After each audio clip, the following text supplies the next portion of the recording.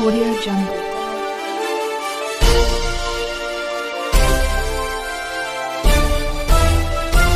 Audio Jungle.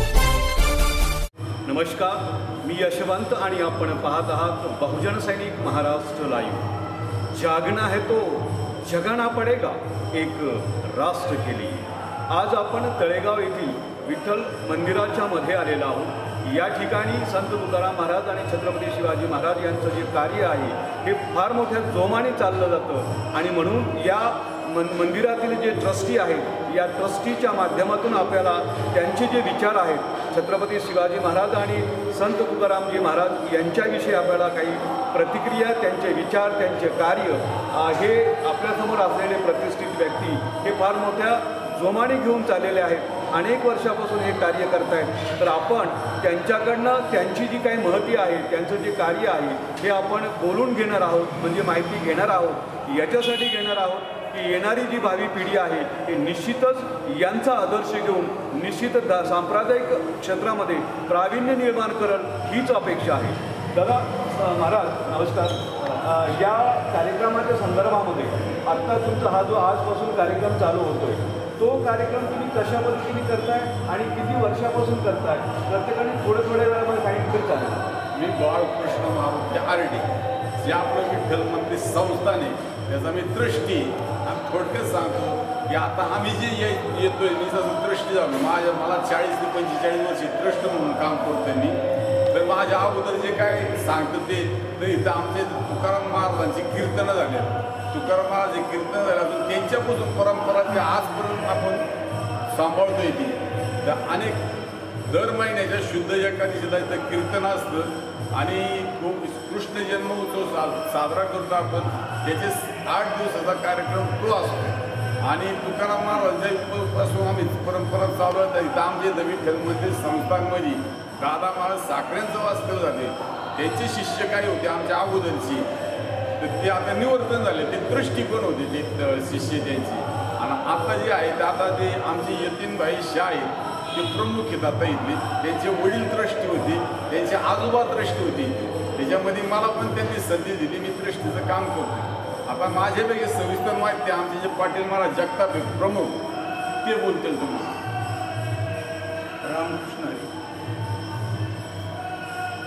या विठ्ठल मंदिरामध्ये मी नेहमी सांगत असतो, माझ्या कुणी भेटलं तरी या विठ्ठल मंदिराने मला माणूस म्हणून घडवलं होतं। या विठ्ठल मंदिर जगद्गुरु तुकोबारायांच्या पदस्पर्शाने पावन झालेलं असं हे मंदिर।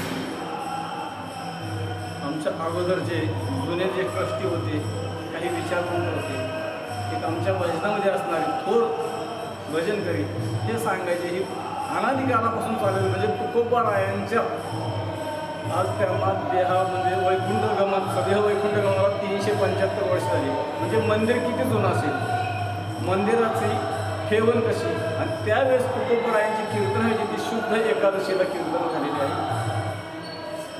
दुसऱ्या दिवशी द्वादशी या ठिकाणी अन्न भोजन म्हणजे भोजनाचा कार्यक्रम असतो आणि ती परंपरा तेव्हापासून आजतागायत खंडित पडलेली नाही। या ठिकाणी सर्व संतांच्या पुण्यतिथ्या साजऱ्या होतात, सर्व धर्माचे।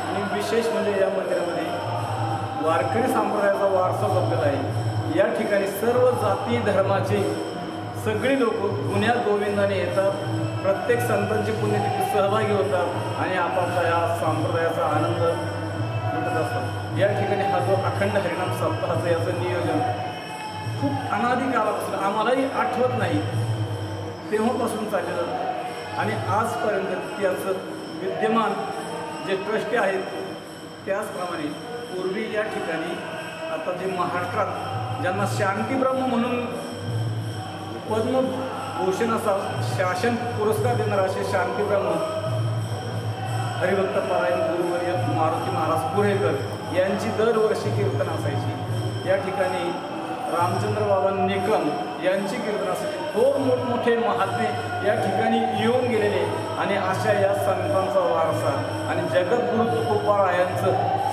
अभंगाची स्पंदनं या मंदिरात आल्यानंतर जाणवतात। या मंदिरात आल्यानंतर जी शांती कशाला म्हणतात, परमार्थ काय आहे असं या मंदिराची महती आहे। पुढे आमचे अध्यक्ष सांगतील. मी हरिदास वनारसी.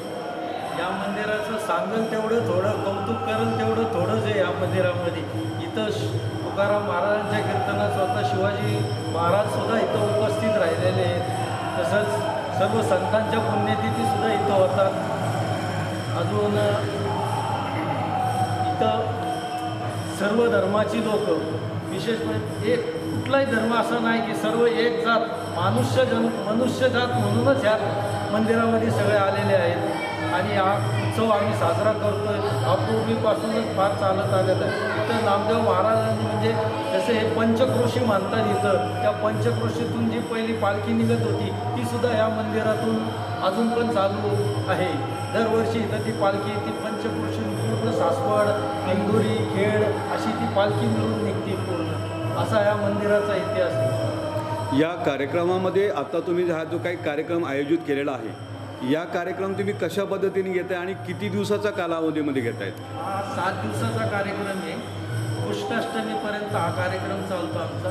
जन्माष्टमीच्या दिवशी कृष्ण जन्म झाल्यानंतर दुसऱ्या दिवशी इथं कालेचं कीर्तन होतं, दिंडी मिरवणूक निघते गावातून पूर्ण.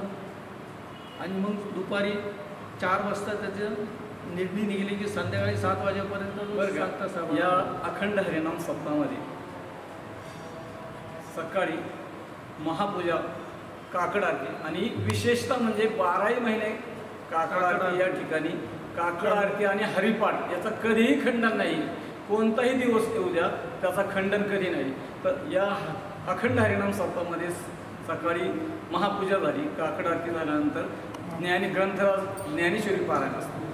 सरासरी उपस्थितीही चांगली असते. ज्ञानेश्वरीचं पारायण 11पर्यंत असतं.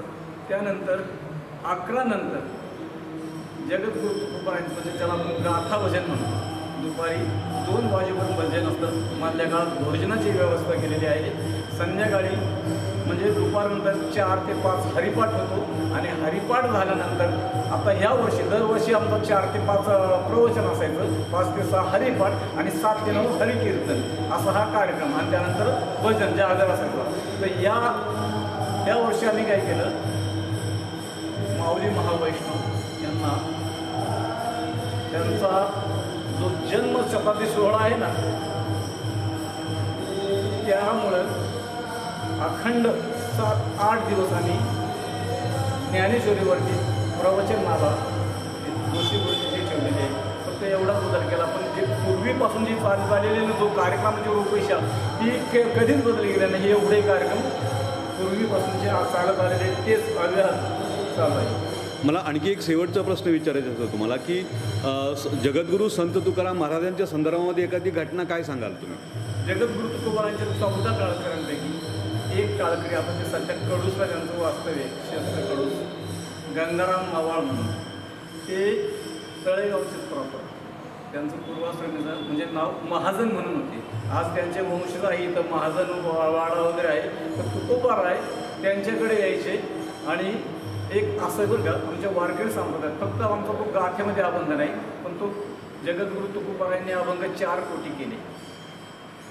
फक्त आपल्याला किती 4092 अभंग आपल्याला प्रचलित आहे. पण एक अभंग असा आहे, भक्तीची या पोटी बोध काकडा ज्योती, पंचप्राण जीवे व्हावे ओवाळू आरती. ह्या अभंगात एक चरण असं आहे, राही रखमाबाई उभ्या दोन्ही दोबाही, मयूर पुच्छचामध्ये धाडीती ठाईच्या ठाई. हा अभंग आम्ही वारकरी संप्रदायात गाथ्यामध्ये नसला तर पण एवढे अभंग आपल्याला तर्क लावता येतो ना.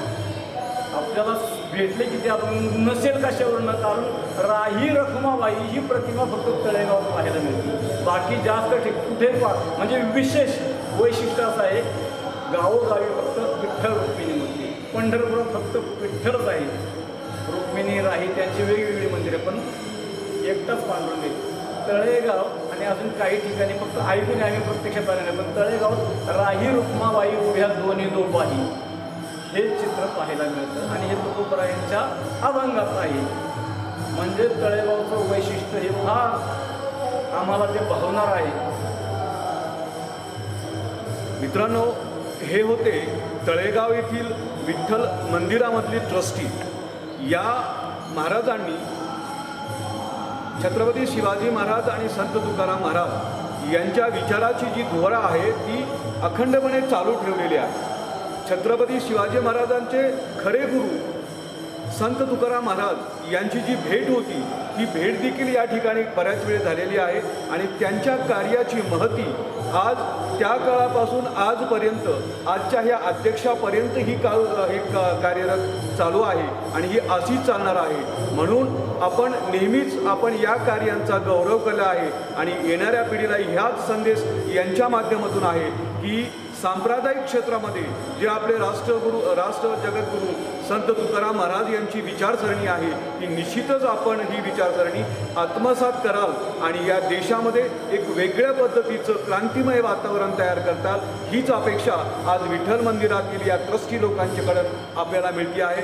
महाराज या ठिकाणी आलात, तुम्ही आम्हाला सहकार्य केलं, महत्त्वाची माहिती दिली, त्यामुळे तुमचं सगळ्यांचं आभार.